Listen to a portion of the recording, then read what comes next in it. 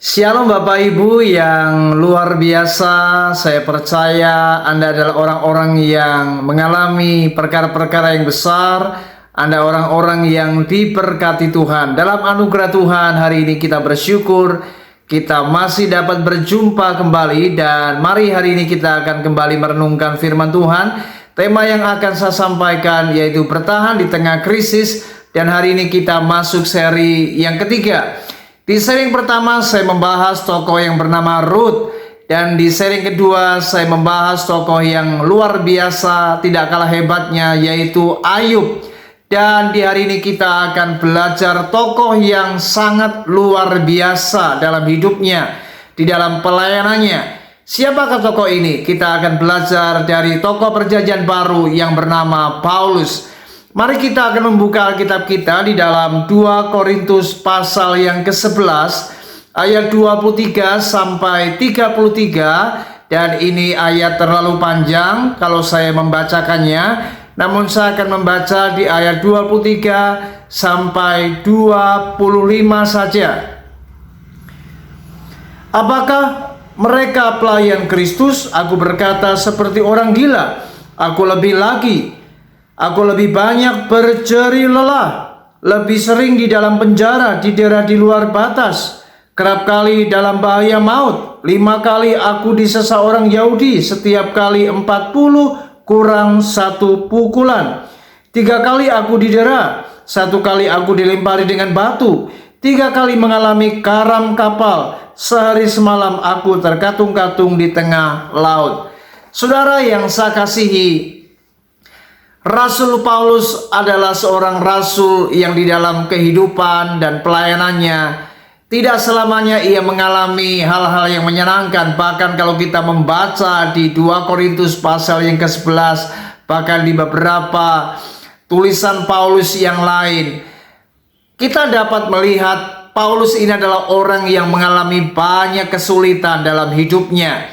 Dalam pelayanannya ia banyak mengalami penderitaan. Ia mengalami pukulan, ia mengalami bahaya maut, ia mengalami karam kapal, bahkan ia berkata pernah mengalami kelaparan, akan ketelanjangan, bahkan ia sehari-hari hidupnya hanya dihabiskan untuk mengurusi kehidupan jemaat.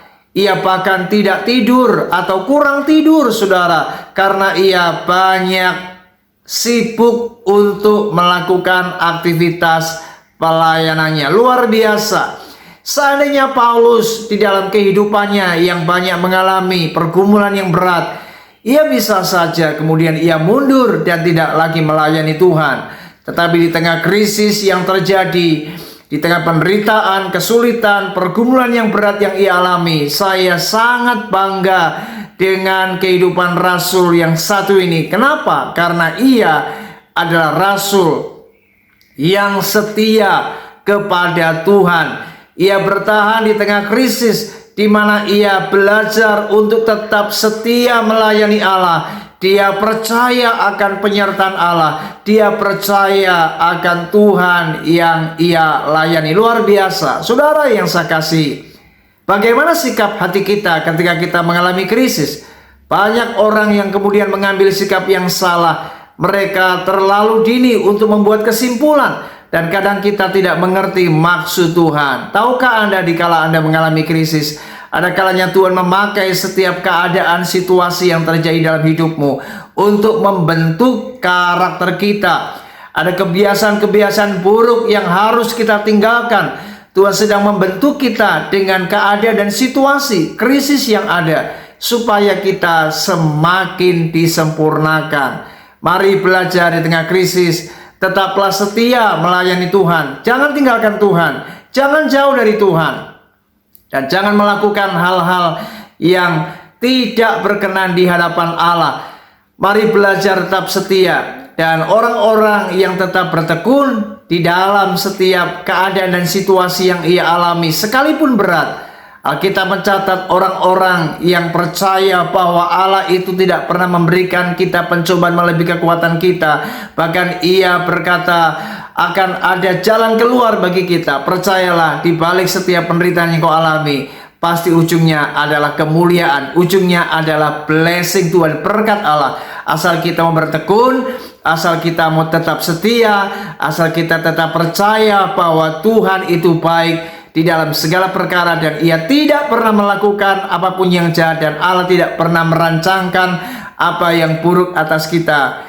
Maka apa yang tidak pernah terlihat oleh mata kita, yang belum pernah terdengar dalam pendengaran kita, ataupun apa yang belum pernah timbul dalam hati kita, kita mencatat akan disediakan bagi mereka yang mengasihi Tuhan. Percayalah, Tuhan itu baik. God is good all the time.